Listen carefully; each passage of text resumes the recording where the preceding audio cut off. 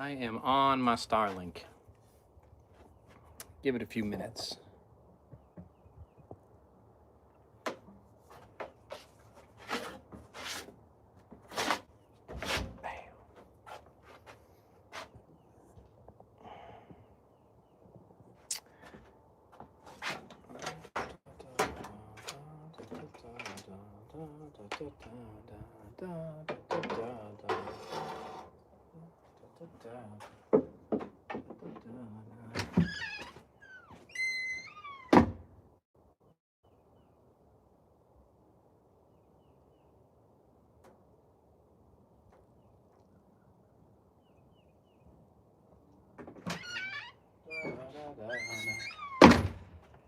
I have an idea. Hey, what's happening? My internet is so bad here. I'm hooked up to my Starlink now. And we're going to see if it works. And I'm going to back it up to know if I'm working. I got my laptop here, so it's easier for me to do the live streams off of my phone than it is my laptop because I can move my phone around a lot easier. But now I know if I'm connected or not. Whoa, look at that. Hey, you want to see something trippy? Now I know if I'm connected or not. Whoa, look at that. Hey, you want to see something trippy? Look at it. You're watching me, watching myself, watching you. Look at it. You're watching me. All right, now I know. I'm going to mute this. And I'm going to play it.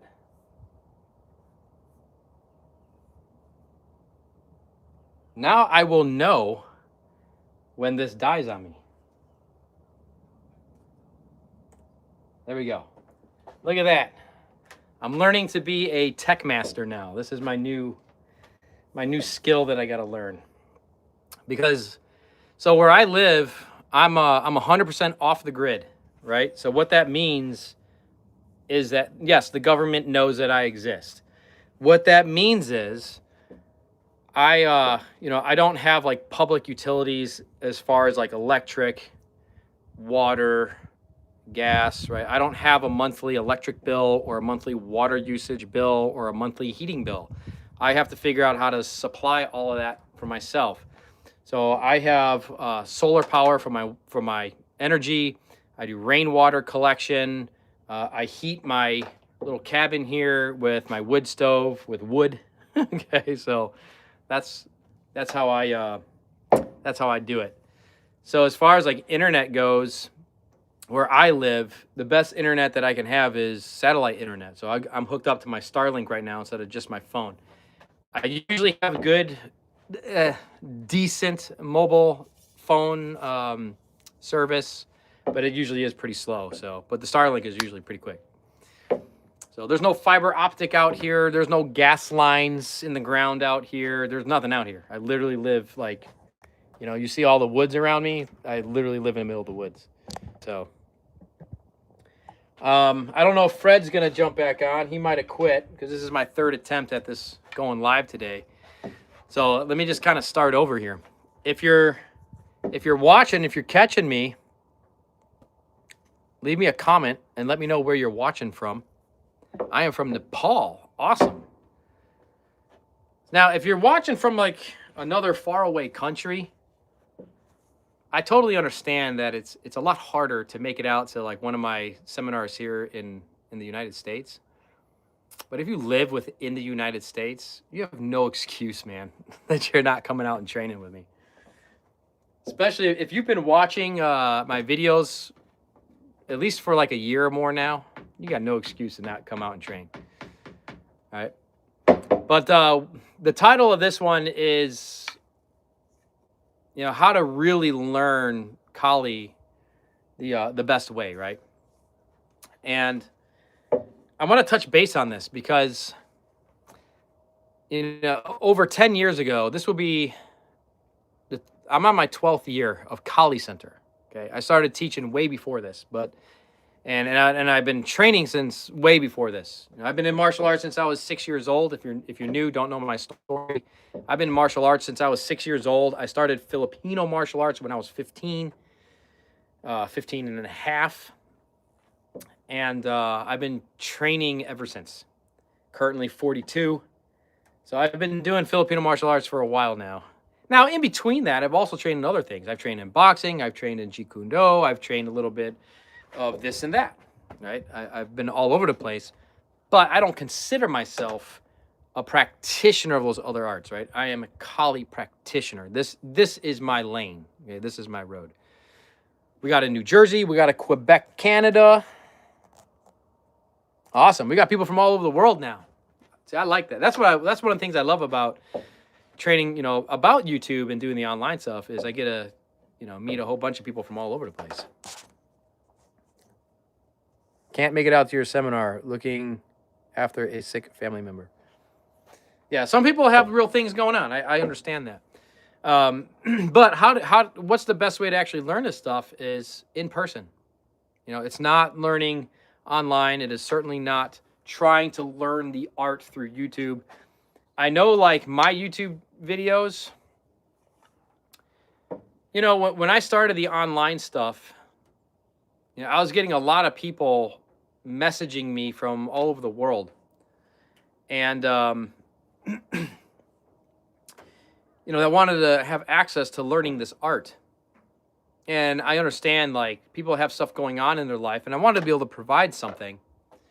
But I have a lot of people that are, like, kind of, in this day and age, what I'm seeing is a lot of people are just relying on YouTube and the internet to learn this art. Maybe you can do it with other martial arts. I don't know. I don't think so, but I never intended the YouTube channel or the online training to be a replacement of in-person training.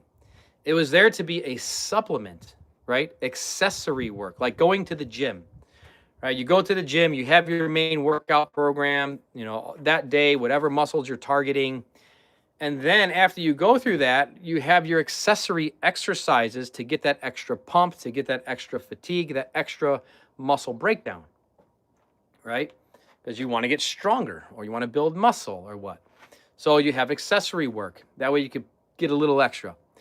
And that's what I really always intended the online to be. Because when I was just starting off learning this art from my teachers, I wish that there was a Kali Center. I wish that there was some way to either go online or something. Like, I purchased a lot of DVDs and VHSs back in the day. Go in the back of Black Belt magazine and have to, like, call in and put your order in for your extra escrima stick VHS. Yeah. But I got out to seminars, I went to classes, I traveled, and I couldn't afford it at the time, and I had all kinds of responsibilities, and I just figured it out because I wanted it. I had to get people to cover this and cover that, and I had to figure out how do I scrap up this amount of money and get the gas, and I can't afford a plane ticket, so I just jumped in a car and I just went, or I had to, like, con one of my friends, hey man, you want to travel with me and go do this, and we can split the cost. And I had to figure out how to do it when I was 18, 19, 20 years old. I had to figure it out. So I had to I understand if people's excuses are I don't have the money or I don't have the time. I don't either. And even to this day, it costs me money to travel to go train with you guys. The way that I do my seminars, I'm an open book. So the way that I do my seminars is very different than most martial arts instructors. So right now, going out to Long Beach, May 29th through the 31st, Keenan, who's my student out there who's doing the hosting it, he's not paying me anything. He's not giving me one penny. Okay? I'm paying for myself. I'm paying all my travel expenses. All of it. It's coming out of my pocket to go out there and train. So, yeah, I get it. Do I have the time to do it? Not really. I'm out here trying to build my house, man. I've been building my home from scratch. How many of you guys are building your home yourself from scratch? I want to get my home built. But I also want to train. And being that I live here in the middle of the forest, my nearest neighbor is over half a mile away from me. So, and they're not going to train this stuff. And they're absolutely not going to train with me. So when I want to get together with a training partner, either somebody has to come and travel and come here, or I have to travel across states because I'm in Georgia. And to be honest, I don't really have any friends in Georgia. I know a couple people that I've met since I've been here. None of them do Kali. None of them are interested in Kali. They'll never be a training partner of mine. So if I want to train with other people, either Sarah just comes out here and trains with me, because or Tom or something, or I got to go travel and go train with people. So I'm in the same boat as everybody else. But what you get from training at the seminars, you can't get it online. I cannot give you on YouTube, or even if we were to do a Zoom call, I cannot give you what I can give you in person, right?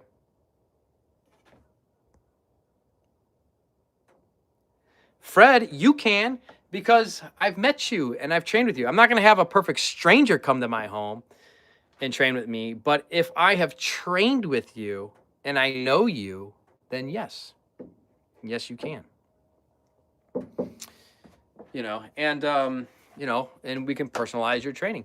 But at my seminars, I think what happens, Keenan and I were talking about it the last time I was out there in Long Beach. We were talking about how some people they hear about these ITC training camp stories with Kali Center, and they kind of get worried. They're like, I don't know if I can hang with this group. I don't know if I can do this training. And he's like, maybe you need to kind of go live and make a video and just kind of let people know that this is not an ITC. And yeah, I get it.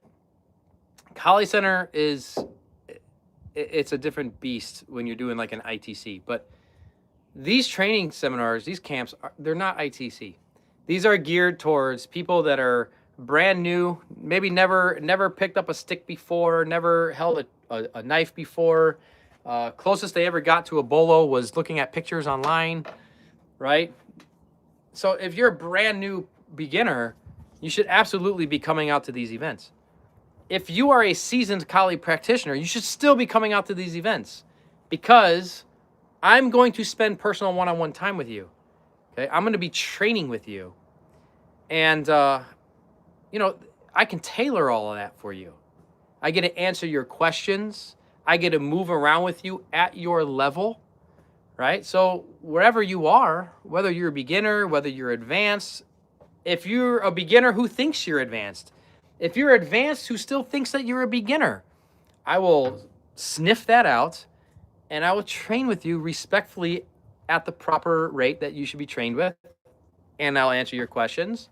And I can even break down a whole training formula for you, so that when you go home and in between of in-person's training, whether that's weeks, months, you'll have an actual program that you can take with you, that you can train at home, where you're still going to make immense progress in your training, because you're going to know not just what to do, but you're going to know exactly how to train it.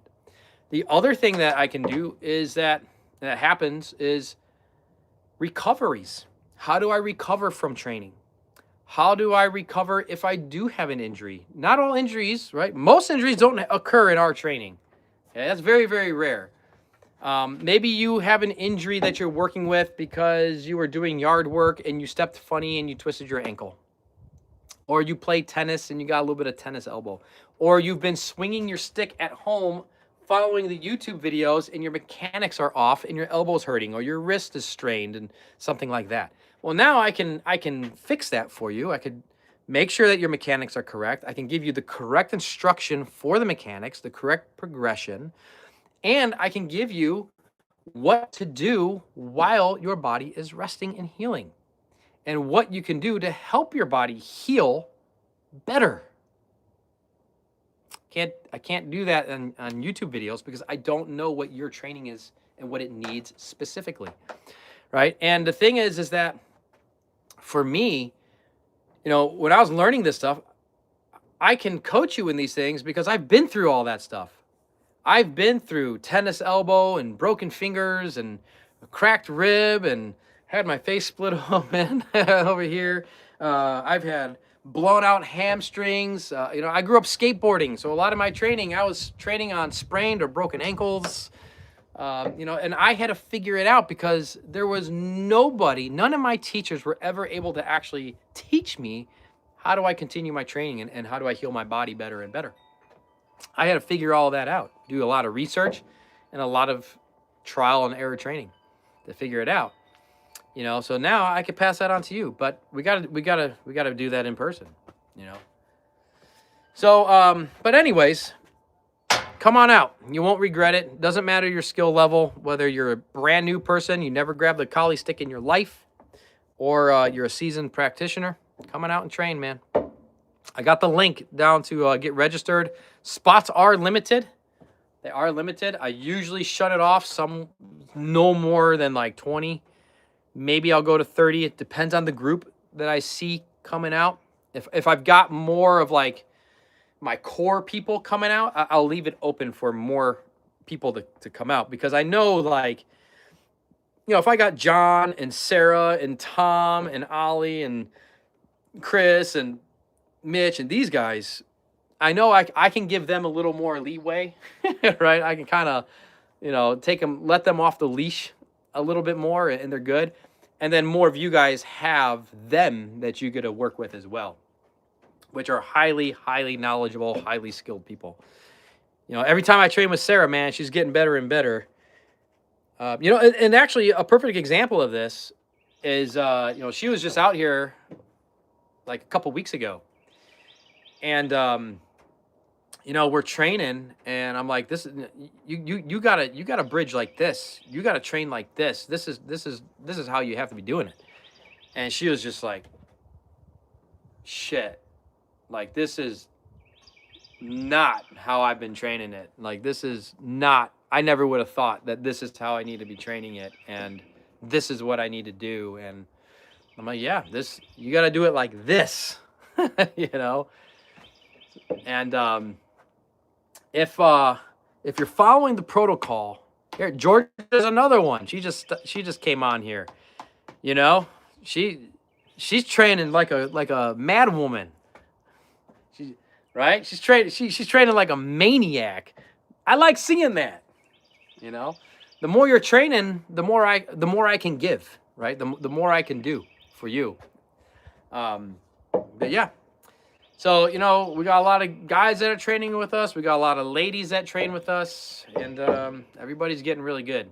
So now's the perfect time. But if you do want to register for either of those events, Long Beach, Washington, so I'll be out on the West Coast, and in May, I'll be halfway through the country in Wyoming, Douglas, Wyoming in August. I have the link down below. And let's get you signed on up, get you locked in on your spot. If you're like 90 to 100% sure that you're going to come out and train, just sign up. Just get registered. Just get it locked in. In the past, I've had people email me the day after, I missed it, I was going to sign up. Look, when I close it, I close it. I delete the page. I delete all of the sign up stuff, and then I would have these people that would tell me like, "Hey man, I want to come out and I missed it," and then I take the hours to rebuild a quick sign up registration form for them, and then they freaking don't even do it. And I'm like, I'm done with that. I'm done with catering. The day I decide to close registration, I'm closing it. And if you miss it, you miss it. So if you know you want to come out and train, you got to come and do it. Here's your in-person collie training lesson number 1 with me. This is your lesson. Make a decision and don't fuck up your timing. Okay? So make your decision and get your timing right. All right? And that's collie in a nutshell, to be honest. That's collie. Collie's not a responsive art, guys. This is not a reactive art. This is an active art. This is a proactive art. Okay? We're not training just the question of how do I defend myself. We're training how do I attack. So when you want to make something happen in your life, you got to make you got to actually make the decision and then take that action. Okay? So that way you can guarantee your success, that you're going to be successful at it, at what it is that you want. So get signed up, get registered. If you know you're going to come, if you're like 90%. Because I don't know when I'm going to close registration. Just because I put a closed registration date, if I say it's going to be like May 20th for Long Beach, I might close it in April. I don't know. I might get enough signups in, and I'm looking at it, I'm going, you know what? I'm good with this group, and I might close it April 1st. I don't know. I might close it tomorrow. I don't know. You know, so yeah, come on out and train. I'd love to train with you. And for all the skeptics, I had a person the other day on one of my recent videos and recent posts that was like saying that they need to see me move at full speed in a video, otherwise they believe that I'm a fraud. I'm like, I got one better for you. Why don't you come out to Long Beach, come out and train with me? I'll let you come out for free, and then you can train with me in person, and then you can, right? I'll put myself at risk where you can prove to the entire world that your belief of me being a fraud is correct. How about that? Of course, if they learn something, or when they do, they're going to have to pay for the seminar, though. But, yeah, right, you're not a fraud. Yeah, well, you trained with me. And maybe I am. I don't know. Maybe I am. If you never trained with me in person, you don't know that, right? You got to come and train with me in person to really find out. This YouTube face just blowing smoke in your face for all these years, right? I mean, maybe I'm AI. Am I even a real person anymore? Right? You got to come meet me in person. Come train, find out. We got a new member, level 2 member.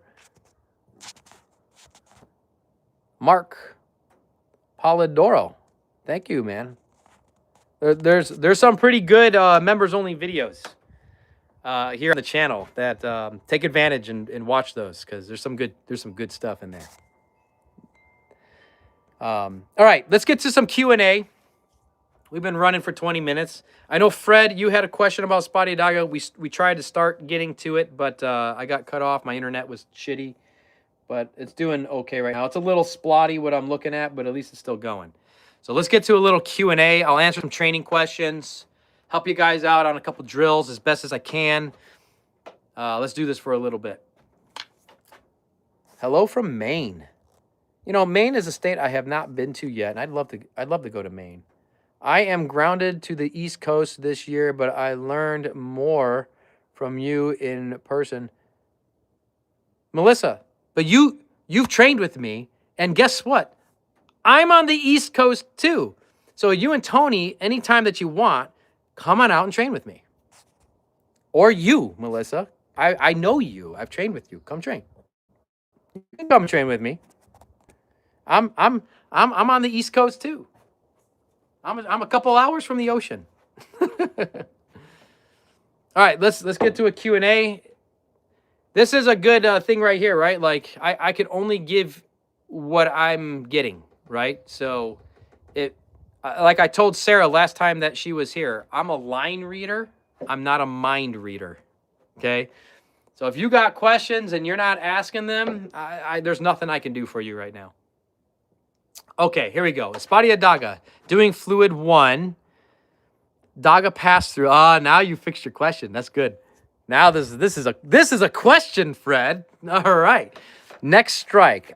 I want to do broken 2, and it's hard to do fluid 2. I probably know why it's hard for you to do a fluid 2. I feel like it is slower to do fluid versus broken. Am I missing something? You're absolutely correct. A fluid strike is seemingly slower than a broken strike because a broken strike is only half of the fluid strike, right? So let's break down the broken strike first, and we'll take it off of the 2 because that's what you're asking about. So your fluid 2 is starting from the backhand, starting from the closed position, and you're striking through the center line to the open position there, right? So you have the full strike, full arc of the 2, from closed to open. On a broken 2, you're hitting to the center, and then you're retracting back. So you're only doing half. You're technically doing a third of the strike because Forehand strikes have more range. It has more from chamber to the center than a backhand strike has from chamber to center. Backhand strike has a little less space to cover from chamber to center. Okay, so you're actually doing a third of a strike on the backhand, and on the forehand, you're doing a half of a strike on the broken. So in timing, not necessarily in speed, but in timing, the broken strike is timingly faster. Okay, they're initiating it. They could initiate at the same speed, but timingly they're faster. Okay, now if you're having a hard time getting your 2 out on the Espada y Daga on the past series, it is most likely because you're not getting your Daga high enough, which means your 2 is coming below the bridge. All right, so when you're coming through here, you got to get this Daga to the top or just over your head. This is what allows you to get to a close chamber position on the 2, so that way you can get this thing across the bridge. If your Daga is not high enough, which most people make this mistake, your 2 is going to be very low. You see how low my 2 is here? It's going to come out way too slow, and there's no protection for your head and for your neck. Okay? There's no strike there. All right, let me show you from the side, and then you're going to see the difference in the range. Look at this. I already know his problem, and I already know the solution. Now imagine what I can do for you when we're training in person, because then I can show you the application of it, right? But from here, if I go low here, look at the 2. That's the range I've got. Kind of mark that point. But if I go high, boom, look at the range I've got. See how much more range I have? And look at the protection. Look at the neck protection. Right? I haven't released it yet. I have a Hubud video coming out soon with Sarah. And you're going to notice when that video comes out, I want you guys to watch it. And I want you to notice the difference between my posture versus Sarah's posture. Sarah's got very good upright posture. Kali's going to probably ruin her posture, okay, over time. I try to have good posture when I'm not training. But when I'm training, you're going to start seeing this, a little bit more like a boxer. And the reason for that is the shoulders kind of come up a little bit because the shoulders are going to start hiding the neck, right? You're going to start protecting your neck. So when you're striking like this, you see when you're passing your Daga through, this isn't a strike, this is a pass. You see how you can come over the top and go into the well, right? You can access the neck, jaw, ear line, all that. So when I come up, yes, the armpit is there, but the weapon is there. But now, see, I'm like a turtle. I'm way more covered. This is just like a boxer, right? Like when you throw a jab in boxing, you don't throw it like this. Okay? You throw it here, right? You protect your jaw. Well, in Kali, not only do we got to protect our jaw, we got to protect our neck, right? So that's what you start to see there. Once we start to engage, right there. So yeah, you're gonna make sure get that Daga up. All right, boom. That's gonna help you get your 2 up. Then you're not gonna feel as like, oh man, this 2 it's hard, it's slow. It's gonna be faster because you're coming out of chamber. And I mean, if you have your Espada y Daga with you right now, try it right now and then tell me. Anything else? Which posture is the most correct? More of a boxing? Well, you can't do a boxing posture in Kali. When you're empty hands, you can. But Kali is a weapon fight, is a weaponer. So this is what I see all the time by people who do not train Kali, who have not spent a lifetime in Kali, who don't actually train it. They just watch videos, and they're using their own concepts. You know what the definition of a concept is? General notion, abstract idea. So if you want to base your self-preservation on other people's general notions and abstract ideas, please go right ahead. I rather use actual principles. Fundamental truths that build a system. What is a system? It's a process of logic. Okay? So, I see this. You need to have your left hand got to be up to protect your face. I have a knife in my left hand. If I go into a boxing stance, I put my knife right into my own face. You can't do that. And then I can't operate my knife. So if you are boxing, then box. If you are doing Kali, then do Kali. Do the martial art that you're doing. That's the best posture. As far as, do I have my weapon out in front of me? Do I have it out here in a full chamber? There are different times for this. Some people will give Kali Center some shit. They'll give Pikiti Tersha some shit. I'm not a Pikiti Tersha guy anymore. I have not trained under Pikiti Tersha for over a decade. Last time I trained in Pikiti Tersha was in 2014. Last time I trained with my old PTK teacher. I don't train with those people anymore. Okay? But people will be like, if you're like this, you're exposing your center line. First of all, when you're like this, you're exposing your center line. When you're like this, you're exposing your flanks. And when you're like this, you're still exposing your center line. Your center line is exposed in Kali anytime you take a stagnant position. Kali is not a stagnant art. It is a dynamic art. We move around. We have footwork. So your best position for protection is superior skill. That make sense? So why do we have full chamber? Because that's full power, full speed, full potential striking. Yes, we have strikes where we bypass the chambers when we start going into what we call short power. We do both here at Kali Center. I've trained in the good old Pikiti Tersha Kali, and I've also had some of the training in the Illustrissimo as well when I trained with Roy Harris and many of the other arts. So we do both. We also have Spanish influence here. So we do all of that. So it's not a matter of position for protection in the art of Kali. It's a matter of skill. Okay, that's what's going to protect you. While most martial arts are focused on self-defense, Kali is not about asking, how do I defend myself? Kali is asking the question, how do I attack? That's the question of Kali.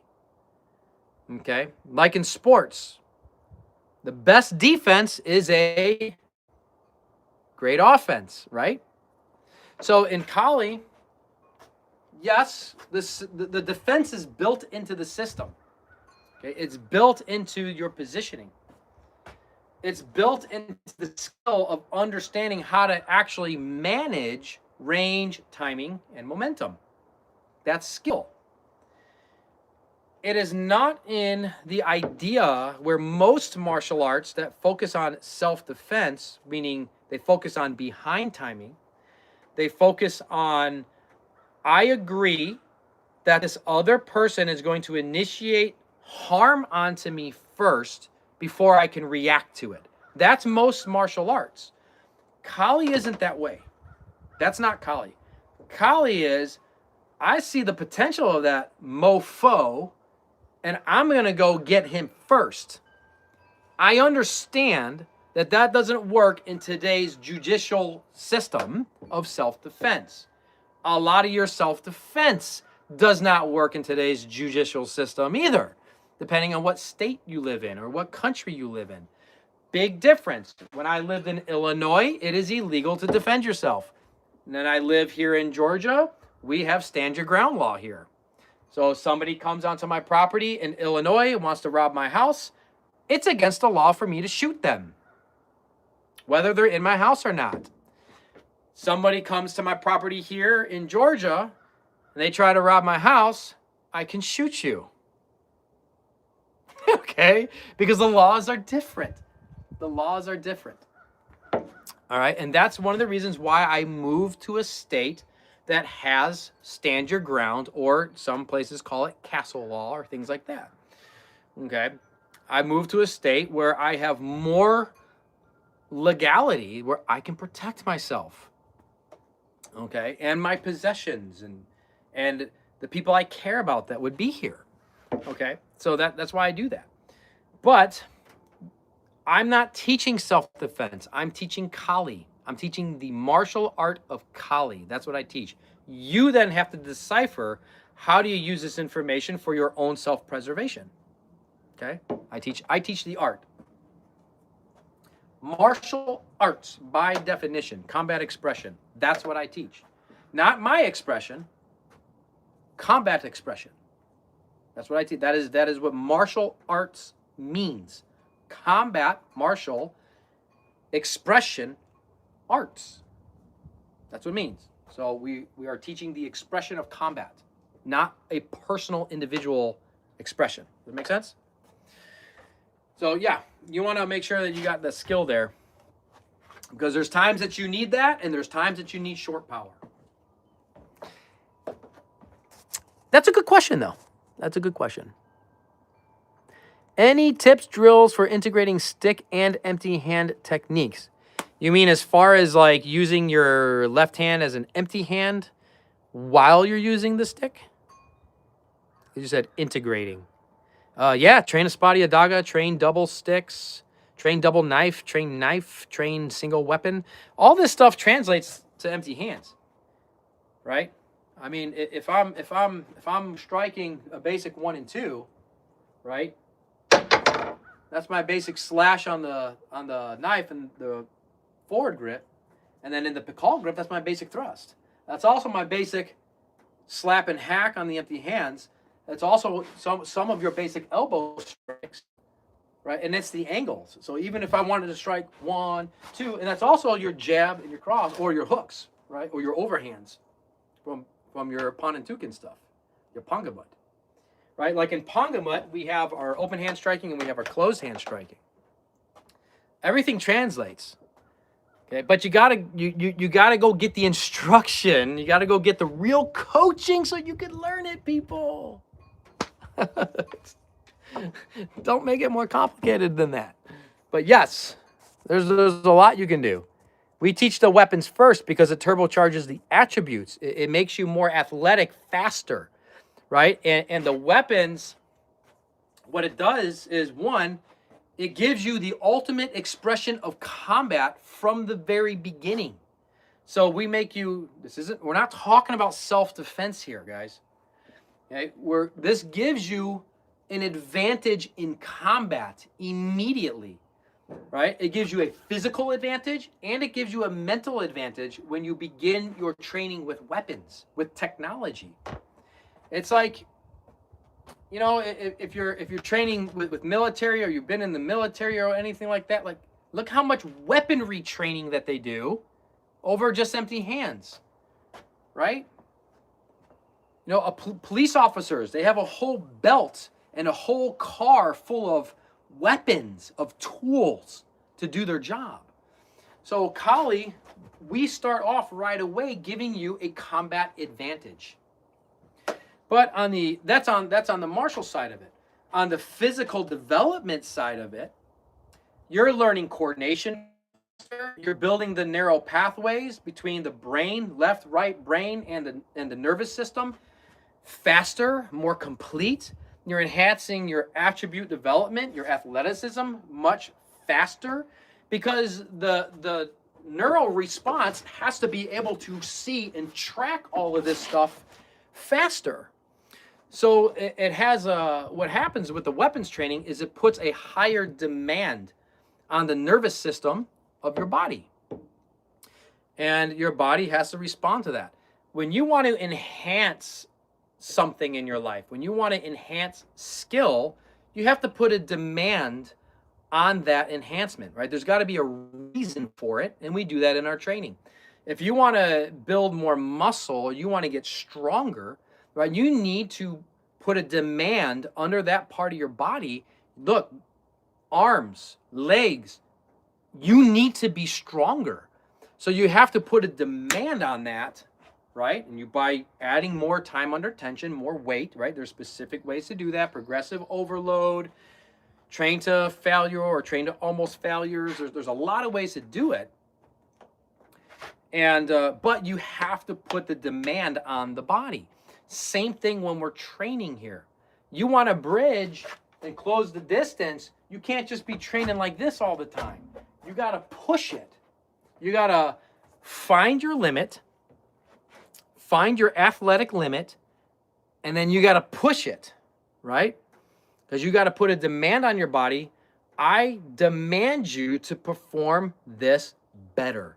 That's training. Make sense? So that's how you do it.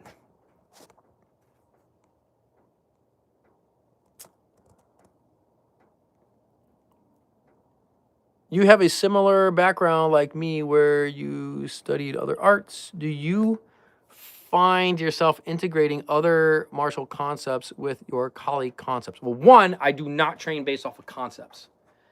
Okay, like I said, I do not train off of abstract idea or general notion. So I'm not adding my own into the system. I have learned from my teachers, and I learned this is how the system operates. This is the geometry. This is how you move. This is when and where you move. This is when you go fluid, when you go broken. This is according to the system. So it's principle based. And this is one of the things that, you know, back in the day with like Grand Tuan of PTK, and especially him, even watched a lot of his interviews and stuff. You can see how frustrated he gets. Nobody listened to him. Everybody wants to learn these techniques. And he's like, you're not applying techniques. You're applying principles. Okay? You learn cuatro cantos, but everybody focuses on the drill. Everybody focuses on the technique. He's like, no, the principles. So that then when you are in action, you apply the principles, because you might have to adapt to whatever the situation is going to call for, right? The highest indication of skill in martial arts isn't a technique. It's ingenuity. Okay? If you've read Godinho's work, Iberian swordplay, right? The Spanish have already figured this out. But a lot of cultures have already figured this out. I mean, let's go into Greek philosophy. Let's go into Chinese philosophy. They've already figured that out. Like Roy Harris says, you know, my teacher Roy Harris, all great minds come to the same conclusions. But no. So one, I do not put in my own abstract ideas or general notions. I do absolute the best I can to follow the actual system. Okay, this is what it is, and it's not my own expression. How you actually, like, when you're maneuvering it, that's your style, that's your individualism. But when I teach it, I don't teach my individualism, right? Like when we're learning how to bridge, and we go left 45, right 45. How do we calculate the timing? How do we initiate? How do we break the timing? How do we initiate that? That's all systematic approach, right? There's no concepts to that. It's a repeatable skill that works for every single human being on the planet. As long as you get it right, it works, because it's not an abstract idea. It's a principle. These are based off of principles, which are fundamental truths. That's what a principle is, right? Now, do I take from other arts and I take their principles? Like, do I take stuff from Spanish sword work? Do I take principles and bring that into Kali? Yes, because in my research, they're very, very related. But I don't do that with all the other arts. I don't. They don't work when it comes to weapons. You can't take an empty hand art, right? Like what works in Brazilian Jiu-Jitsu is not necessarily going to work when there's blades in the hand. Now, if Brazilian Jiu-Jitsu changed their paradigm and trained with blades, well, their entire game is going to be different. Because the way you grapple with blades is not the same how you grapple with empty hands. Like Dumog, like real Dumog, it's not the same as Brazilian Jiu-Jitsu. You can't get in the same positions with Dumog when there's knives involved or the potential of knives as you can in Brazilian Jiu-Jitsu. It's not the same game. The edge weapon, it changes everything, right? This changes everything. So, years ago, I did a video with a friend of mine, Alex Embry, and we did a BJJ and Kali video. And when I took when I took my knife out, this is a demonstration video. Man, the BJJ culture went apeshit on me. They're like, oh, that's so irresponsible, training with a live blade. I'm like, well, when you really think about it, if you're claiming that you're training self-defense and you're teaching self-defense, nobody in the world is going to attack you with this. They're going to attack you with something more like this. So I'm not advocating this. I'm not telling you to go do this. But in my sense, because I'm a Kali practitioner, I'm an edge weapon practitioner, training self-defense with this always is irresponsible. If you never put this in, you are in the hand of your training partner, someone that you can trust, okay, then you're never going to get a real physical understanding of this. And you're always going to, everybody's a superhero when it comes to a plastic rubber training knife or even an aluminum one, a dull training knife. Nobody is going to do the same things with this that they're going to do with this. It's a completely different thing. Okay? They're not the same. But, that's what people think. So I try not to teach a style. I teach a system. So people are always asking me, like, what style of Kali do you teach? I don't teach a style of Kali. I teach a system. That's it. I teach the system. You're going to see PTK stuff. You're going to see Illustrissimo stuff. You're going to see Destreza stuff. You're going to see Balinese stuff. You're going to see all these similar things because, well, it's weapons. Right? And it's combat. I like to give a full answer to that. Same with JKD. The name implies that someone has to attack you and you are reacting. Yeah, I mean, way of the intercepting fist, right? Now, I train in JKD. I train a lot of Vunak stuff, other people's stuff as well. And, Vunak's got good stuff. He's got great empty hands. The RAP program, Rapid Assault Tactics, very, very good, right? Probe, enter with pressure, terminate the fight, elbows, knees, headbutts, all that stuff. The fake name, Kinematai. Uninterrupted biting and eye gouging is a real thing. It's actually part of Dumog. Defanging the snake conceptually, yeah, sure. But when you're facing someone, a real Kali practitioner, someone like Tom or something like that, you're not going to be able to hit the hand and move back. See, when it's instructed in that way, hit the hand and move back, see, that's backwards. It should be move back and hit the hand. You have to control range first because that's what's actually going to protect you, right? Hitting the hand is neutralizing the weapon. So you cannot hit the hand and then move back all the time. Sometimes that works. But what's going to work is you adjust the range as you're hitting the hand. So it should be taught in the correct process of logic. Make sense? But yeah, there's some good stuff there. The RAP program is fantastic. That I did adapt a little bit to Kali techniques. Because that way you're not breaking your hands. Vunak always had, a lot of times he'd have broken hands from straight blasting people. Some people's faces are, they're pointy, they're hard, and you got little bones in your hands. So if you adapt it to Kali, I do have a course. It's called Kali Defense. It's over at, you can find it at kalicenter.training. If you go find Kali Defense, you can grab that course, and I've done like a Kali interpretation of the rat. It's really good, and it works. Tony and I are focusing on more close quarter stuff so I can start getting used to that with my shoulder issues. We've been doing some Brada, but do you have suggestions of other close quarter drills? Yeah, so Sombrata is not a combat intuitive drill. when you look at a drill like Sombrata that came out of Inosanto Academy, like 3 count, 5 count, some people call it 6 count, 10 count, and you got that pattern, right? So you've got your inside deflection into here, into their, they call it a low wing, which is a low umbrella, number 1 umbrella. You flip it up, and then you've got your roof or your Sombrata. That's your number 1 umbrella. Then you hit your 1, you do your drop stick deflection, which is a 4 wall. Then you got your thrust, and then you have your, they call this another outside wing, which is a 2 umbrella, and you hit over the top, right? So that's your 5 count. Boom, boom, boom, boom, boom, boom, boom, or the 3 count, and then there's like high box patterns. Those patterns were created to teach the concept of Sombrata in a seminar format. What does Sombrata, what does it mean?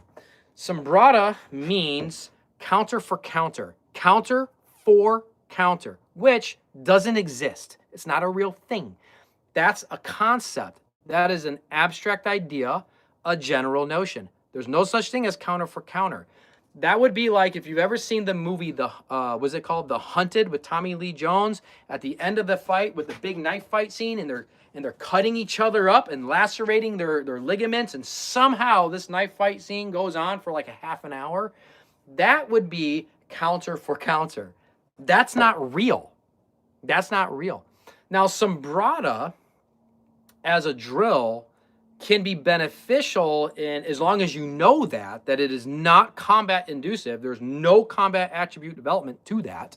You're developing attributes, but not specifically for the game, okay, for the combat of Kali.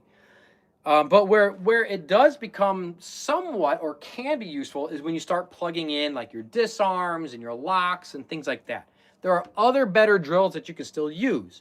So when you start looking at drills of like Sagong Labo or Dakupi Punyo or break in, break out, drills like that, these are drills that are built off of principles, and these are things that actually happen in the flow of weaponry, in actual combative flow of weaponry, right? That's why these things work, and that's why they can cancel each other out. You cannot, in Sombrata, there's no canceling out. And when you use an inside deflection in the drill of Sombrata, that's not even how you use an inside deflection, right? Because you're waiting for the angle 1 to come out. It's going to pass 45 degrees, which means it's going to get, the hands are going to go past 45 degrees, which the angle 1 is now at its maximum range, speed, and power. And then you're going to step into the pathway of an angle 1, and you're going to use your checking hand. I do videos like this on YouTube because, you know, yeah, not everybody's really interested in learning the real combat or the real martial art, the real combat expression of Kali. And this is what they're used to seeing. So I'll do some videos like that. That's how a lot of people want to train. You and Tony, Melissa, you and Tony should come here, and I'll teach you some close quarter drills, and then go train those. And they're going to be far more beneficial, and they're going to be even more beneficial for your shoulder because the mechanics are going to be correct. So that's, yeah. And that's why, like, people will learn something like Sombrata, and then they'll go into sparring, and then they'll try it, and they go, how come this never works? How can I get it to work? Not like that. Stop trying it. Because trying something over and over and over again, expecting a different result, you're insane, man. You're insane. And I've been there. I've been there. I've been down the Inosanto road, which it's great stuff. Like it'll develop you as a technician, right? And you'll get a lot of good coordination and stuff like that out of it.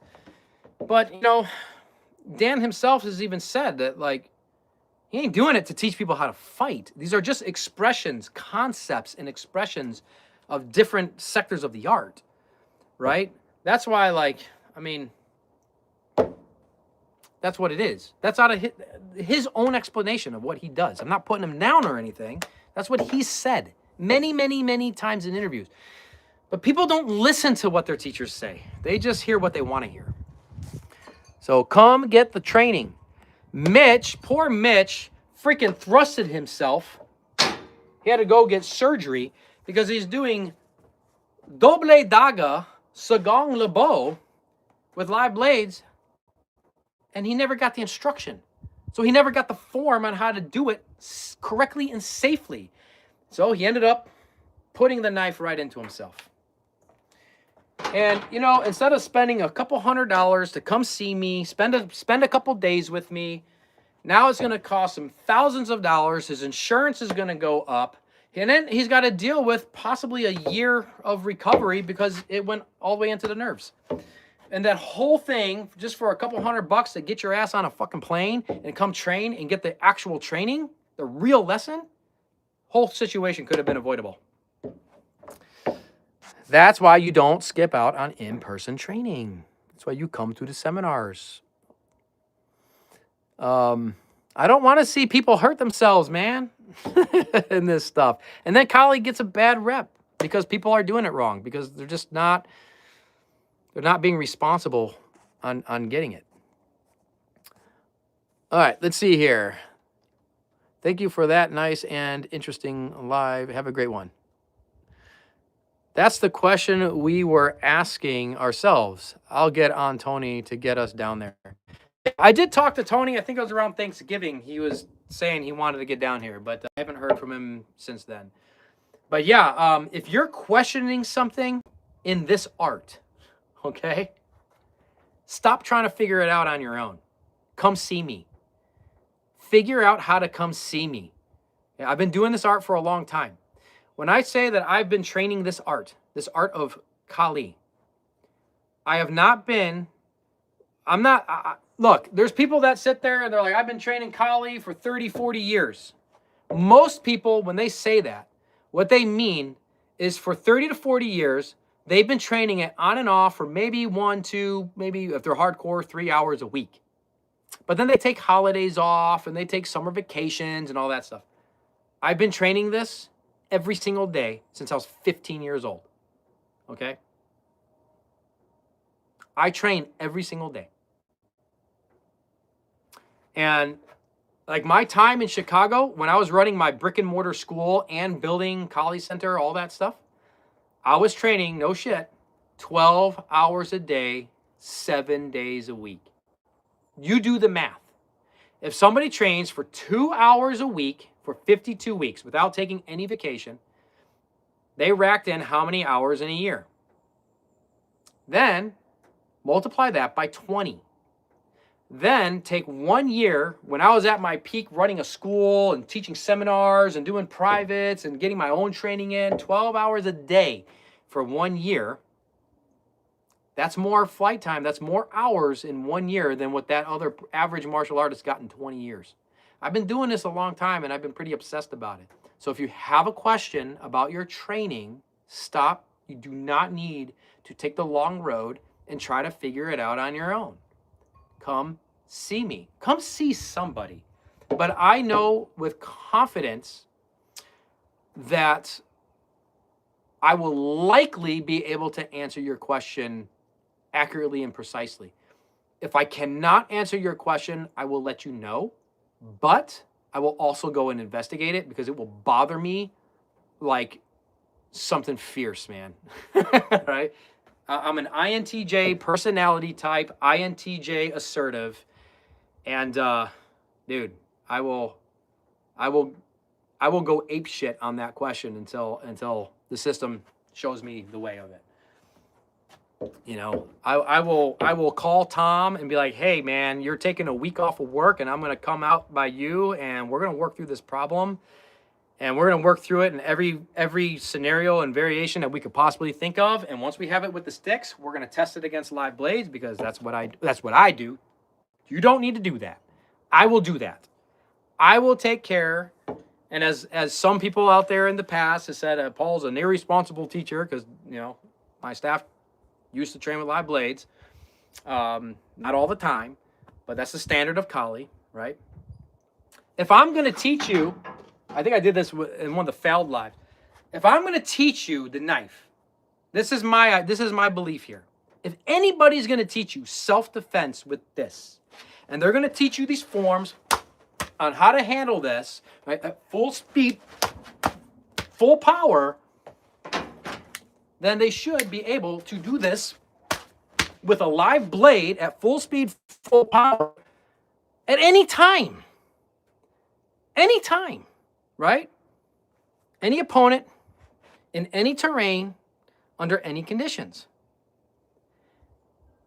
If they're teaching you this and you never see them move with this, my suggestion is to fire them. Because then how do you know? How do you know that what they're teaching you is legit? Do I need to prove to you that this is sharp, this is real? Right? Like this is what I do. So yeah. If you got a question about the knife, about edge weapons, stop going to the boxing school. Stop going to the JKD school. Stop going to the karate guy. Stop going to the gun range and come to the knife people. Come to the actual edged weapon people who have moved around with real weapons, right? With real edged weapons, and ask your questions to them, right? If you want to learn boxing, don't go to Kali. Don't come to me, okay? Even though my boxing coach authorized, you can teach anything that I taught you. I'm not a boxer. I'm a Kali practitioner. So if you want boxing, go to a boxer. If you want Brazilian Jiu-Jitsu, go to Brazilian Jiu-Jitsu. Go find a high-quality profession at that art and go ask those questions there. If you got questions about the knife, if you want to understand the 21-foot rule, we are the problem of that. And guess what? Everybody, as I said many times, everybody out there is trying to figure out the answer. What's the solution to the 21-foot rule? Jeez, nobody ever thinks that maybe the Kali guys, like the real Kali guys, maybe they have the answer already. They created the freaking problem. You know, surviving edge weapons with Grand Tuan, with Dan Inosanto. Does any of that ring in a bell? Where the tutor drill, that's like, oh man, that's the whole thing, 21 feet for cops. Are you even training that drill correctly? Do you know where to go? I do. Do you understand the range, timing, momentum management so you can handle the knife and get your firearm out and cleared and on point everything within that time, within 21 feet, where most knife attacks happen statistically from 0 to 8 feet? I do. I already have those answers. I don't know why people are still trying to figure it out. It's already been figured out by the knife people. So, yeah, I get excited. I'm all amped up. I want to train now. But just come get it. Daily practice is where it's at. Missing one practice a week makes a huge difference. Crazy how much a few minutes a day supports the skill. Daily practice is where it's at. 100%, Georgia. 100%. Have a daily practice. Just create a daily practice. Even if it's for 10, 15 minutes a day. You can have like I'm starting to do these follow along videos, and I'm trying to keep them like I'm going to try to keep them like 8 to 15 minutes long. And we do a couple of rounds or something. They're all going to be a little bit different from each other, but I'm doing those follow along videos and I'm putting them in a playlist. It's just like, I think it's like Kali follow along or something, or daily practice, Kali daily practice. I don't even remember what I named the playlist, but it's something like that. And I just started building one. I got a double stick one that's coming out tomorrow, and I'm creating those with the intention to help people get into the routine of a daily practice. Even if it's just 10, 15 minutes a day. I'd rather you practice something with good focus and good effort for 10 to 15 minutes every single day than getting like a 1-2 hour training session in a week. Because the consistency of day-to-day training practice is going to be way 100 times more beneficial than that 1-2 hour session a week. Because it's consistent, right? So you got to get to your mechanics every single day. And you don't need to spend 12 hours a day training. You don't need to do that to get very advanced skills at this stuff. You really don't. Some people are like, yeah, I go to the gym. I'm doing my collie for like 3 hours. You don't really need to do that. I did that because I just wanted to train, but you don't need to. But yeah, 10, 15 minutes a day. That's all it takes. As long as you have especially if you have a good program put together for you. I made some sticks of maple wood. Is maple wood good for fighting sticks? It's strong and flexible. Where did it go? But light. Maybe I should choose some heavier wood. I'm going to be perfectly honest with you. It doesn't matter. Right now, chances are, if you and I were to get into a fight and you had your maple stick and I had my rattan, I don't give a shit about your maple stick. The disadvantage of hardwood is in training. You know, when you're training with another person, because hardwood is so dense that over time it fractures. And it some species can shatter. Maple is one of those. Even some of your softwoods like pine. There was a time back when I was teaching at Elite Defense Systems in Chicagoland. My teacher Matt, he switched from rattan sticks to these cheap. I think they were maple. And we were training with them. This is just what is part of the student sign-up package. Everybody got a stick. They got a soft stick, a collie stick, a training knife, and then like their t-shirt, boxing gloves, stuff like that. Like you got a whole training gear package. And he switched from the rattan to these like really cheap hardwood sticks. I believe they were maple. They're either maple or they might have been softwood. They might have been pine, but I think they were maple. And the first session, one of my students, his name was Ryan. He was actually a private student of mine at the time, but I let him come into classes and open mats and stuff. And him and another guy were training, and they ended up shattering one. And there was a splinter piece that was about the size of my thumb. I'm talking about the whole thumb here. And it shot, and it went right into the heavy bag. It was just stuck in the heavy bag. I'm like, dude, if that would have hit somebody in the neck or in the eye, that would have been serious. You know, hit someone in the face, that would have sucked. So we stay away from the hardwoods for training. Rattan is not a wood. Rattan is a vine. So it's just a whole bunch of these like little fibers and stuff that make up rattan. So rattan's very flexible, right? Like when you swing and at full speed and you have that in slow motion, you can see how much flex is in the rattan. Like we've done it where I've swung my sticks. When I swing them with good mechanics and all that, in slow motion, that my stick is making almost a perfect C in the air. That is why, let me go grab my bolo.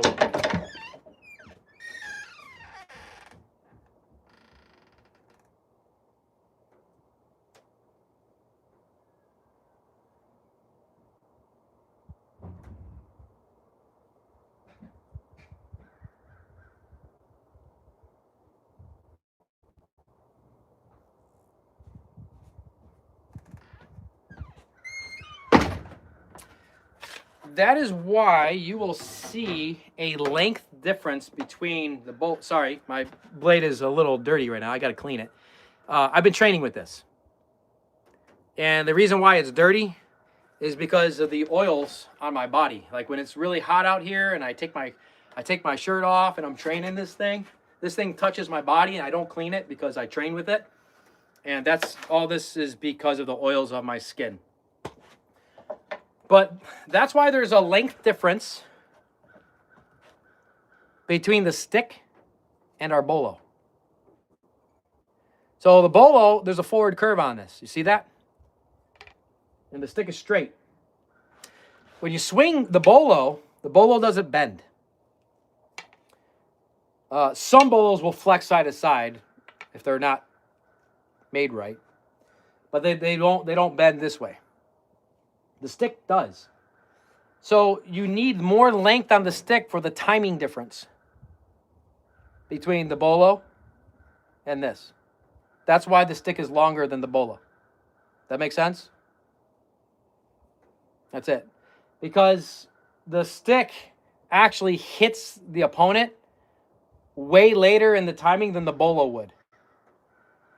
So when we're training with the bolos, like when Tom and I are moving around with the bolos, we got to be extra careful because the timing is exact.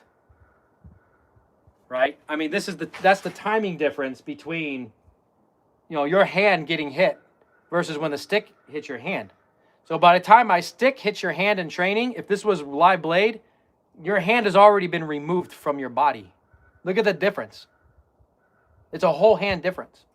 That makes sense? You guys following that? So just know that in Kali, when you're really training the art, when you get your hand hit with the stick, if it was a bolo, your hand is already touching the ground. That's the timing. So just know that. But the rattan, what happens is it frays over time. I don't want to keep running around there. I think it's doing this on my staff, actually. Here. I don't know if you can see that, but it's starting to fray right here. So this won't break like hardwood. It'll just fray away. Now, that's why you'll see us wearing like sunglasses and stuff when we're training, because it's annoying when you get the rattan fibers in your eyes, especially when you are working in the Corto stuff. Because I'm not going to like have my stick fray out and be like, oh, let's stop our training and I got to go get a new stick. Like, we're going to keep going until the round's over. You know, and it is what it is. Just like the expression of combat, right? It is what it is. But, you know, or I'll flip it and just hold that end and let it slice up my hand, because who cares? All right, we're training. But that's why I just stick with rattan, man. And if I'm gonna fight somebody, I mean, really, if I'm probably gonna, with a stick, it's probably gonna be a rattan stick. I have rattan sticks in my truck at all times because I never know when I'm gonna train. I don't have hardwood sticks in my truck. I got rattan. And I don't know if you've ever been hit with one of these, but in our training, like, we've broken hands through hockey gloves with rattan. So it makes no difference. When the mechanics are there and the skill is there, it doesn't matter what's in your hand. You're not going to care about that anymore. But like, if you were to come and train with me, like at one of my seminars, I'm not going to allow the maples because of the risk of a training partner or another group getting hurt if that is to break and shatter the way that I've seen them break and shatter. And then, you're right, I mean, if you're thinking about even fighting, if you did want to fight with it, you're risking it breaking and then you're losing that range. Yeah, you got a little point on it. Well, then just put a point on it if that's what you want anyways. Or, I mean, if you're going to have a pointy stick, just get one of these, man. I mean, shit. But, nah, you're fine. You're fine. Anything else? I'll do like 3 more questions if you guys got them. I don't know if you guys like this. Am I being too harsh? Am I too, what do they say?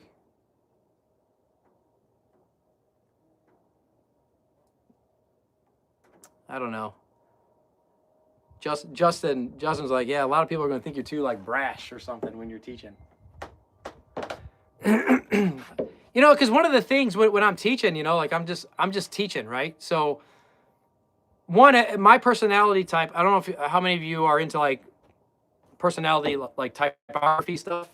If you know about like the dark triad, Myers-Briggs, stuff like that, the hexaco, all those like personality tests and stuff like that.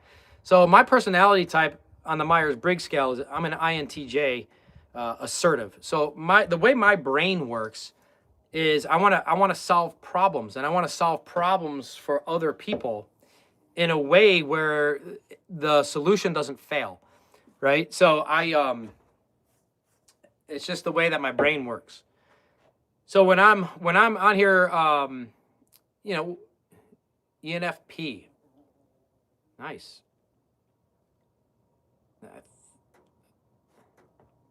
We have ENFPs that train with us. We have quite a few ENFPs that train with us.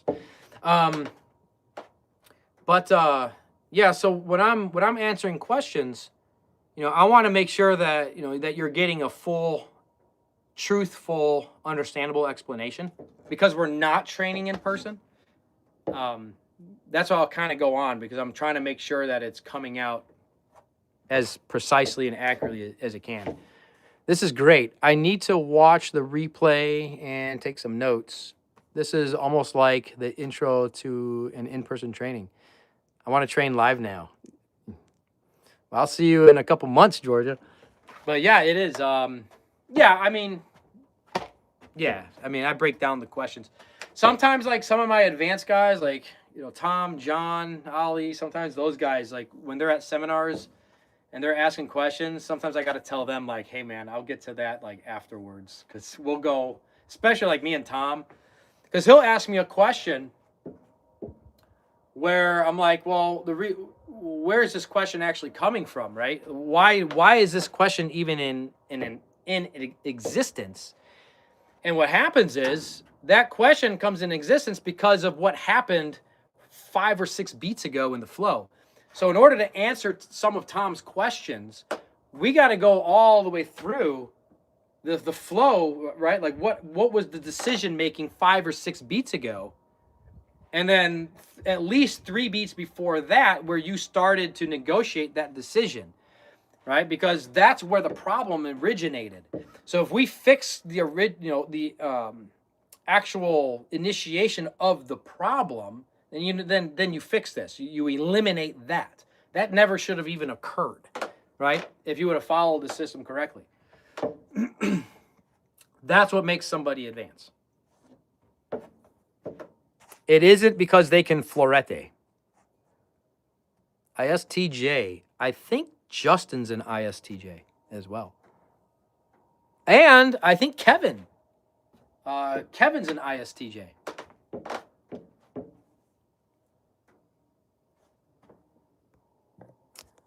The problem with being an ENFP is I'm interested in too many things at once. It's hard to keep focused and patient sometimes. Wise guy 2388. That's a good observation. So this is why I think, like, learning personality type, like just kind of studying yourself deeply, is a very good thing to do. I got into it because Tom asked me a question. And his question was, this was years ago, and his question was, how come, or how is it that you process the flow so much faster than him? And right, like I process. He's like, you're able to counter things before I even know that I'm going to do them. And I couldn't answer the question. I'm like, I don't understand. I'm like, I don't even know why I operate like that. And that's what got me down the rabbit hole of personality types and trying to figure out, well, how do I function?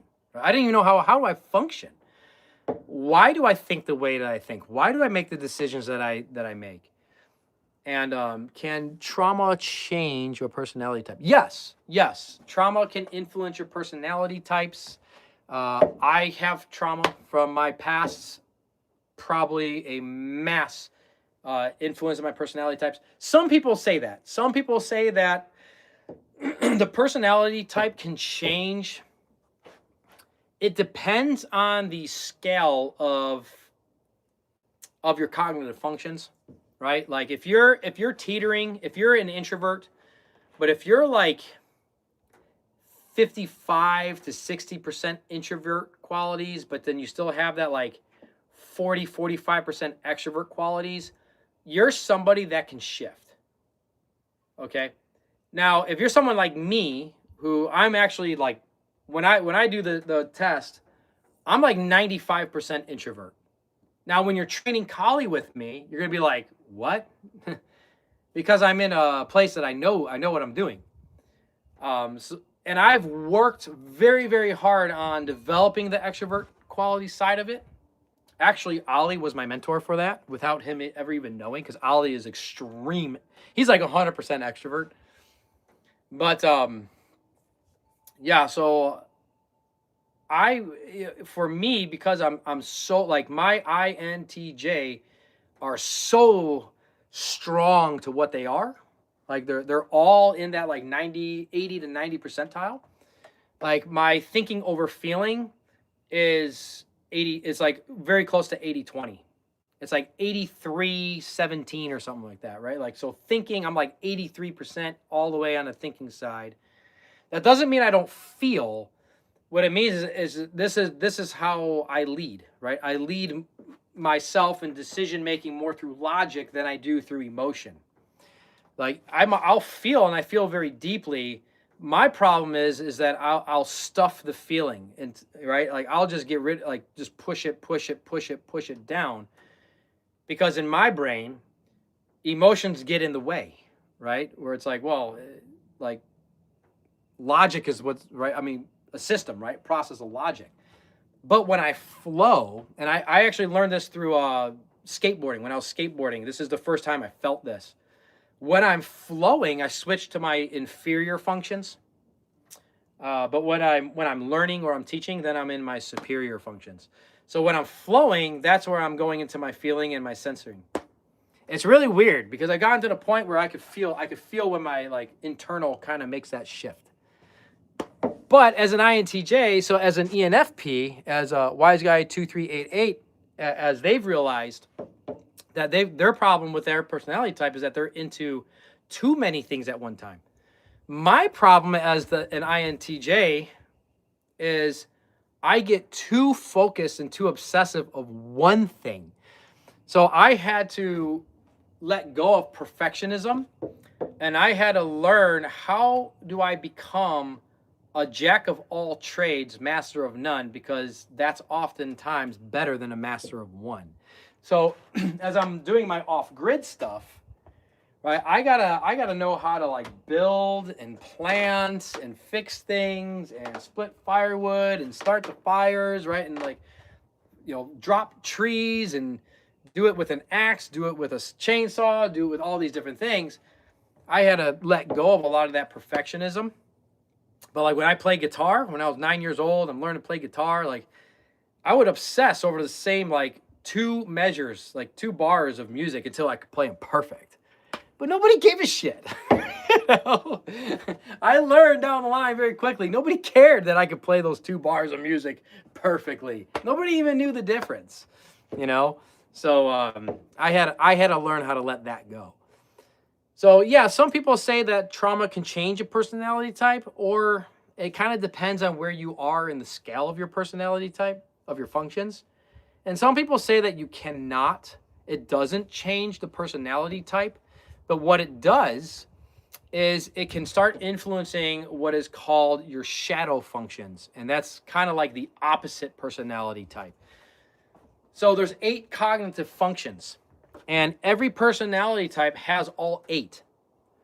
And you have 4 that are like your lighter, and this is how you default operate. You have 2 superior functions and 2 inferior functions, and this is how we operate on our default automatic mode.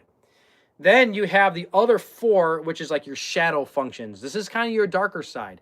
When you kind of get stuck into those shadow functions, some people will call, like, you have this moment of like your 10 dark years. Sometimes it's not 10 consecutive years. You might have like a bad year. You're like, man, every decision I make, I'm just making stupid decisions. A lot of times that is coming out of your shadow functions. So there's that too. So I'm on that kind of gear mode where trauma can affect how you're working through your functions. But I don't think that really changes your personality type necessarily. But if you're in your shadow functions and you've been operating that way predominantly, and then you go and you take the test again, you're going to come up as a different personality type. So check that with your shadow function. And it's your cognitive function stack.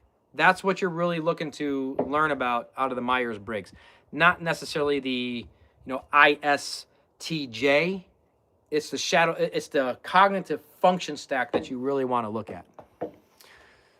My kryptonite is way too much overthinking, trying to think many steps ahead. See, I knew you were going to be an INFJ with that. On top of that, my rhythm gets the better of me. That's very INFJ. Yeah, so the overthinking. So INFJ, yeah. You are leading by internal, that's introverted feeling there. Sarah's an INFJ. She's got the exact same thing, where she's an overthinker, especially in like a stressful situation, not in the physical stressful situation, but when you're thinking about a situation and it becomes internally stressful, you start to overthink all these things, and you start playing this like game in your head, like almost like having that back and forth dialogue. What if, as if you were talking to that other person on the other side, and you're almost kind of creating this dialogue, and then out of that you're starting to build this conflict, right? And that's where the overthinking starts coming into play. INTJs and INFJs were actually pretty similar. The difference is that an INFJ leads through the emotion, and INTJ leads through the thinking, but we do tend to end up in pretty close to the same place. So that's where in an art like Kali, now we're breaking down, now we're going esoteric. That's where in the art of Kali, my belief is I don't have somebody that's at the skill level yet, but Sarah's kind of my project right now. Because INFJ is it's a rare personality type, especially in guys. INTJ female is the most rare personality type. INFJ, INTJ, they're pretty rare. I believe INTJ is like 3 or 3.5% of the population. INFJ is like 2% of the population. But it's more, INFJ is more rare in males, and INTJ is more rare in females. But I think because when I'm in flow, I can feel myself moving into my feeling function and my sensing function. I believe that an INFJ has the superior advantage in the art of Kali. Just got to get him to that skill level. I truly believe that. I think leading through that intuition of feeling, because then you can kind of really feel, like we call it the language of the system.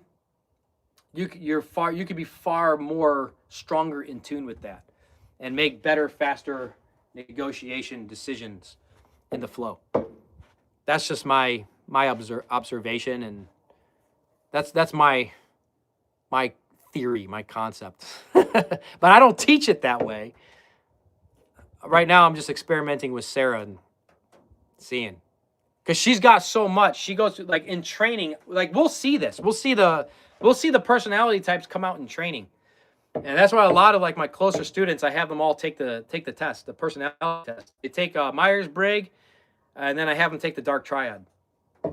And you see it. And like I can see when she's overthinking and going through that whole process that INFJs do. I notice when she's got her INFJ death stare going on. INTJs also have a death stare, but it's a little bit different reasons. But there's a lot of really interesting, almost telepathic communication that goes on between an INTJ and an INFJ. It's really interesting stuff. That's cool, guys. That's cool that a lot of you guys are, that you guys have found your way into typography, and you guys have been investigating your personality types. That's really cool. Yes, I can learn a step-by-step drill easier than the creativity of a free flow. Yes. So as an ISTJ, because Kevin and Justin are the same way, like you guys can just like, you can do the same task, right? Like you could take a task that's repetitive and you can do it forever, and you're like in your happy place. Like Kevin can sit there and just load up shish kebabs and he's in his happy place. You know, for me, that's really difficult. It takes so much energy for me to like just repetitively do one thing, bam, bam, bam, bam, bam, bam, bam, bam, bam, for a long period of time, unless I'm super interested in it. Like I could sit there and do broken like this. I could do this for hours. but I'm super interested in it and I know where it's going. But it's not therapeutic for me. It's intentional because of the result. Right? Otherwise, I want to delegate it. Like, nah, you can start doing the shish kebabs. This problem's already been solved. I need to move on to another problem. So that's really cool. A jack of all trades is good. Basics are needed to be a complete martial artist. When not training, fighting, Joe Blow has to know how to make a living, build a wood bench, and plant a garden. Yeah, absolutely true. You know, one of the things that I learned not too long ago, probably in like my mid to late 30s, nobody gives a shit about Kali the way I do, man. They don't. I guarantee you, I am probably less of 1% of the global population that is training Kali to the obsession level that I train it. I'm sure there's other people out there, but I don't think there's. I know there isn't, and that's okay. That's okay. You know, I'm trying to let it go, and you know, I'm trying to like now. This is a little bit on just me personally. But I'm trying to like I'm going into like other avenues of physical culture where I'm doing a lot of movement training, a lot of like, you know, they call it primal movement, a lot of ground flow, rope flow. It's still working mechanics and stuff like that. I'm finding a lot of similarities to Kali, like rope flow. Man, rope flow is so beneficial to Kali. I don't know if you guys seen any of my videos where I do it a little bit on here. If you go to my Back to Primal YouTube channel, that's like kind of where I'm doing all like my fitness stuff and my movement stuff. But rope flow, you just kind of taking, this is a marine style rope. And you just have like these, I don't know if I can do it in here. But you have these different patterns of your rope flow. And it's really good for developing mechanics. But what I found for Kali is it's really good to find the mechanical flaws in your body, like your athletic mechanics. And as I'm doing what's called traveling drills, my coach is Tim Schaaf. He's out of the UK. He's my rope flow coach. I've been involved in his community and his program for like a year now or something like that, for a while now. But we have the traveling drills where we do these patterns and then we start adding footwork, right? We move around with them. And I started finding in my body, oh, this mechanic, I have it really good on this side of my body or with this movement, but it's really poor on this side with, you know, this variation of the movement. And then I was training Kali and I'm like, oh, that's why, because everything, you know, Kali is very asymmetrical. It's not symmetrical. Rope flow, you can get very symmetrical. So I'm finding these imprecisions in my body with the rope, and then the rope is a perfect tool to quickly train mechanic to get it on par with the other side. And that's what I really love about rope flow. And this has been enhancing my Kali like freaking crazy. If someone was like years ago, Tom asked me, he's like, what kind of fitness would you say is really beneficial for Kali? Calisthenics, because you're manipulating your body across, you know, through space. Rope flow, huge. Ground mobility, groundwork, huge, because it's just a different type of strength. Still do your kettlebells. If you like going to the gym and working barbells and working machines, still do all that. It's all going to be beneficial. Strength matters in all martial arts. Strength matters. Okay? It doesn't always matter in relation to your opponent. Sometimes it does. But where strength matters is in your body's ability to manipulate itself and control itself, right?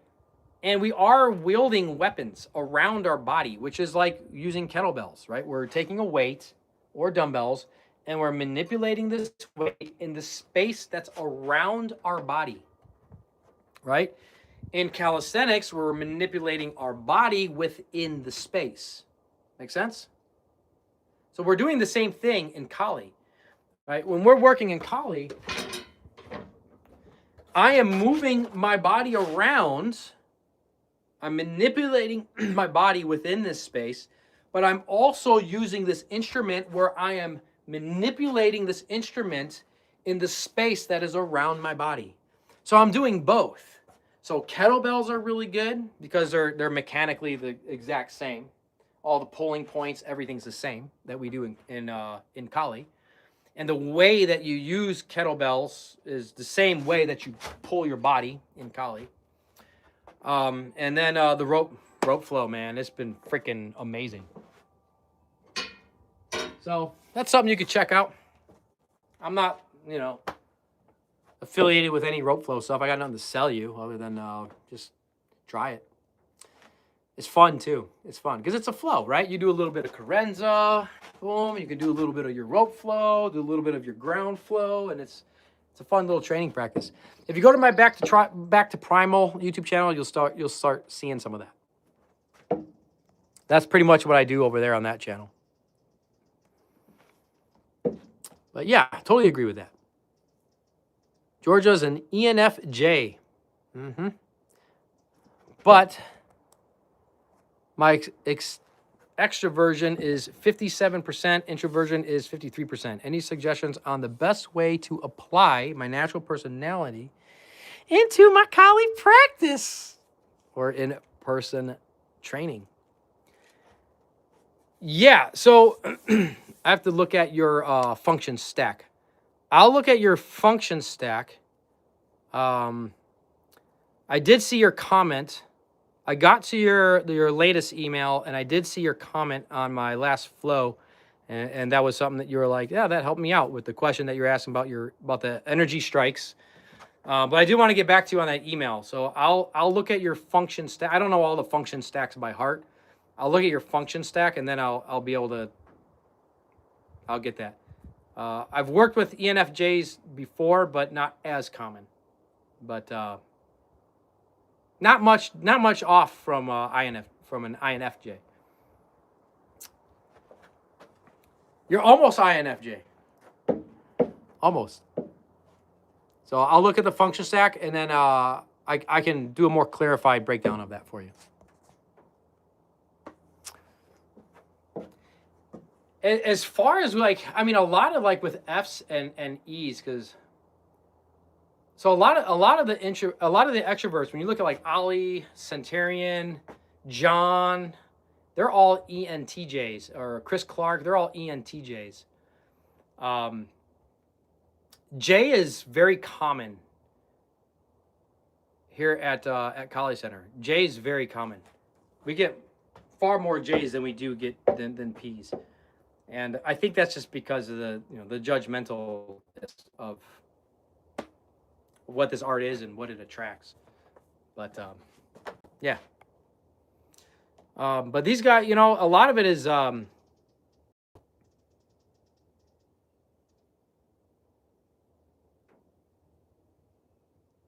going to kind of sound redundant to the beginning of this live, but get out to as much training as you can. Because you got to do the test. We got to know if you're more introvert or if you're more extrovert. You might be more introvert depending on a lot of the days, because maybe just whatever the environment is and how you're feeling in your environment. So what it is, what the Myers-Briggs is telling you is how you work in your default mode, right? So this is when you are in an ideal environment, right, where you are going to work at your optimal, just on automatic, right? So Ali and I are almost exact opposites. Ali is 100%, 90 to 100% extrovert. I'm over 90% introvert. For me to reset, I have to have my alone time. For Ali to reset, even though he's got to do his own thing, he's got to be around other people, right? So he might go somewhere. He might go to a cafe or something like that. Not that he's going to interact with other people, but he just needs social going on around him so he can kind of default, like ground recenter himself. I got to be completely alone. For me, I have to be alone for a long period of time. So I got to be alone for weeks, at least a month, preferably a couple months. Right? I'm a hard person to have like a romantic relationship with, because I try not to, but I need a lot of alone time.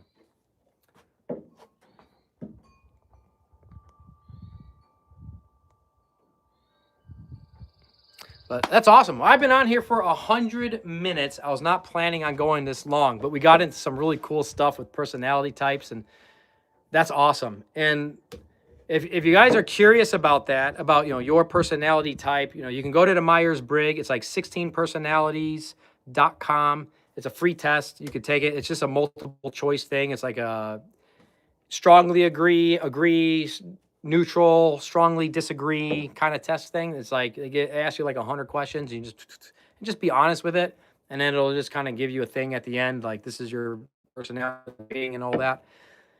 Once you get your personality type and you get all your percentages, then go to Google and type in your personality type and your cognitive function stack. You want to know what your cognitive function stack is. That's the most important piece of information when it comes to your personality type.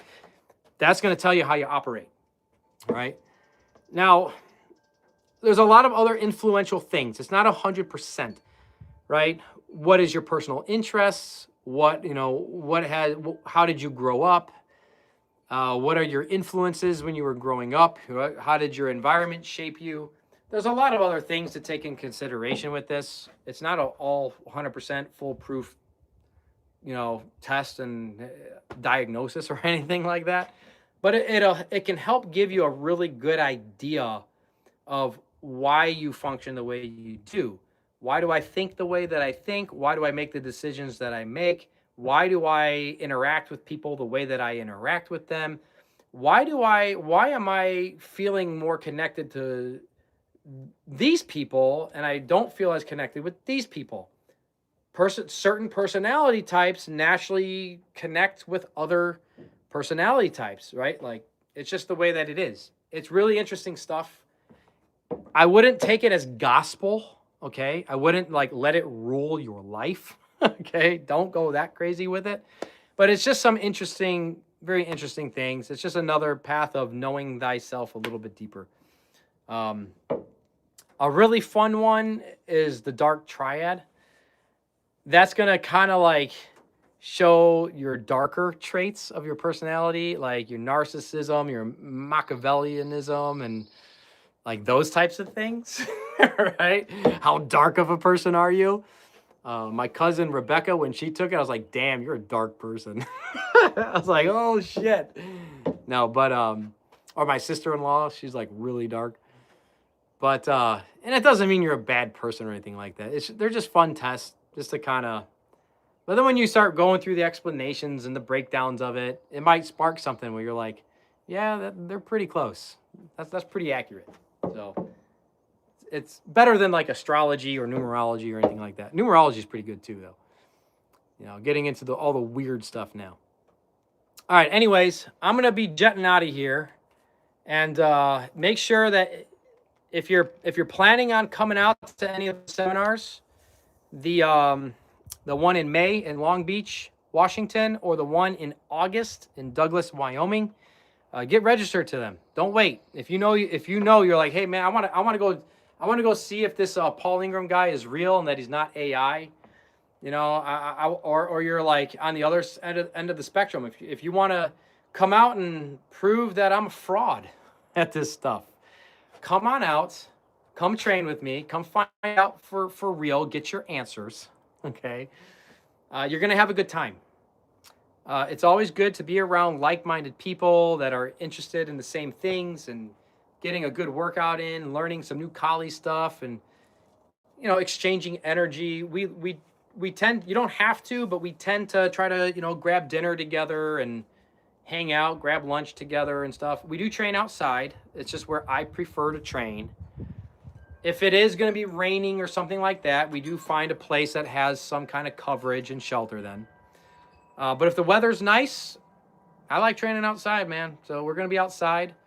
You know, we're going to train. Usually we got more space outside. So we are swinging weapons. We are swinging sticks around. And it just gives us a little bit more space so we can really get into it and get full swings and all that stuff. Make sure our mechanics are correct.